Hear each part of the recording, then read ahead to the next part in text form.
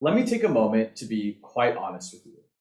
As someone who identifies as an introvert, I've often questioned whether the founder's journey is the right one for me. Frankly, I've always believed that it would be quite an unfriendly path for someone like me to take. Think about all it takes to get a company off the ground. You must pitch a nascent idea to a host of investors, sell your MVP to early customers, and network like crazy. It is quite clear how these types of activities can become draining or even completely discourage many like me from even pursuing the path in the first place. Personally, I've questioned whether the tasks required of a founder would sap me of the energy I need to persist on such a long, difficult journey. Would investors make quick and incorrect judgments about me because of biases against introverted leaders in the workplace? Now, to be fair, I don't think my worries are completely unfounded. There does appear to be evidence that links extroversion to the likelihood of pursuing entrepreneurial endeavors. Burke et al. Used data from the National Child Development Study, which surveyed a cohort of individuals born in one particular week in March 1958, and found that individuals with a more extroverted orientation at age 11 were more likely to become self-employed later in life. Additionally, a meta-analysis completed by Zhao et al. Found that extroversion, along with a few other associated traits, is positively correlated with entrepreneurial firm performance as measured by firm survival, growth, and profitability. I'd also argue that the archetype of a founder has shifted over the past few decades as the celebrity CEO has become increasingly prominent, particularly here in the US. In his book, The Emergence of Charismatic Business Leadership, HBS professor Richard Tedlow argues that there has been a general shift from the CEO as a chief mechanic of the business, who often worked outside of the public gaze, to someone with a mixture of charm, guile, brilliance, and even cruelty, who remakes the industry, and in doing so, gains celebrity status. Though many of the CEOs who have risen to celebrity status did so when their companies became large and successful, one could imagine how the qualities that these outspoken, larger-than-life founders display have altered how investors look for promise in a startup founder, or even how founders view and define their own roles in their upstart companies.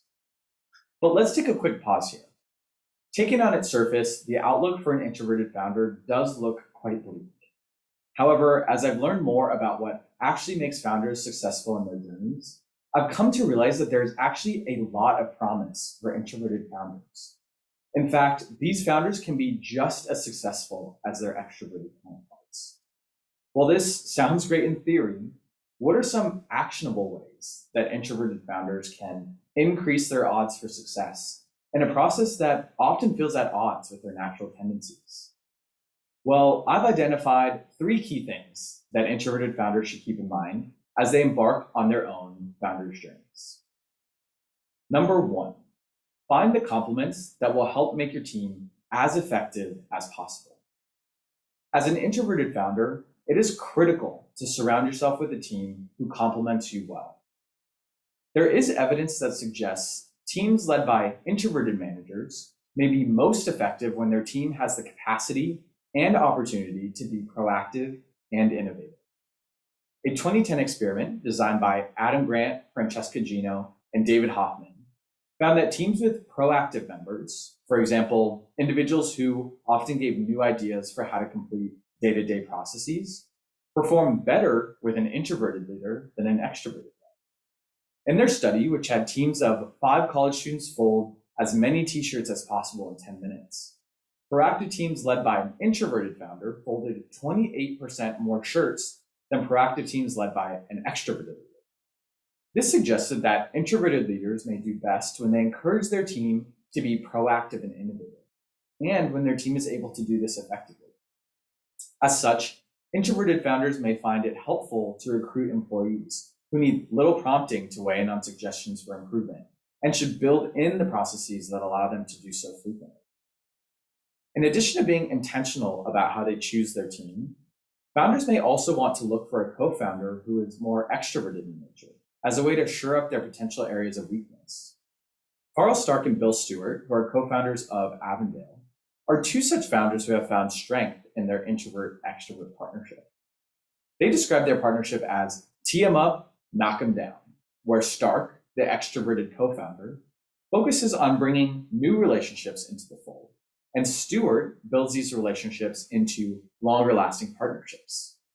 Though it is critically important to establish processes to prevent co-founder styles from clashing, particularly in a case like this because they can be quite different, there is quite a bit of potential that can be unlocked when these partnerships complement one another well.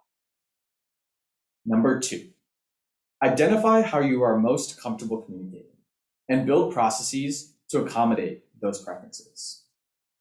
An introverted leader may have communication preferences that deviate from traditional company norms. However, as a founder, they're in a unique position to actually craft these processes from the ground up and can make them such that they align well with their style. Lou Cerny, CEO and founder of New Relic, provides a great example of how to do this well. Cerny's office only has 6 chairs. If a meeting is too large for that table, he won't go unless it's a board meeting. While this may seem odd at first, Cerny has learned that he gets de-energized and often loses focus and excitement in large meetings. He's also found that in small meetings, people are often more engaged and feel more comfortable contributing. While this practice is certainly not the norm, it works really well for Cerny's preferred communication style. There are also other potentially less drastic steps one can take as well. For example, if you're like me and prefer to have some time to digest information in a meeting before stating an opinion on it, make it a norm to have meeting agendas sent out the day before, with the 2 to 3 most critical decision points highlighted for the team. Additionally, leverage calendar planning to your advantage. For example, as an operations manager at a health tech startup, I used to have 14 one-on-ones per week with my direct reports. I would group these on certain days of the week so that I would have other days to complete work independently and honestly to recharge my social battery. While this might not be entirely possible as your number of direct reports grows, the lesson remains the same.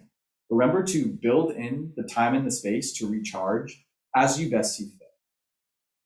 Number 3, adopt a growth mindset, particularly towards elements of the founder's journey that are more uncomfortable to you.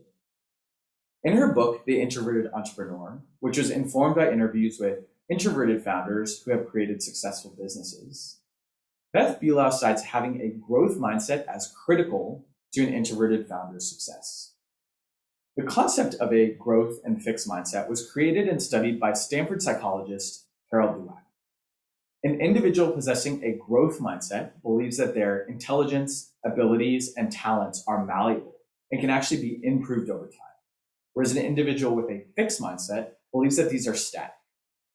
Dweck found that individuals who possess a growth mindset are more likely to overcome challenges and learn from failure.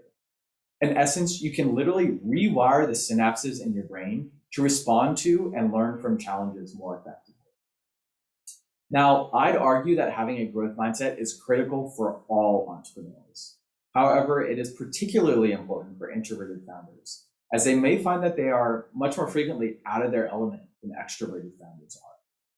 For example, if an introverted founder believes that they can actually learn to enjoy and excel at networking, they may actually be better equipped to do so than if they believe their ability to network is fixed. Introverted founders really need to believe that they can learn and grow from such experiences. For all of you introverted potential founders out there, I hope this TED Talk has given you hope.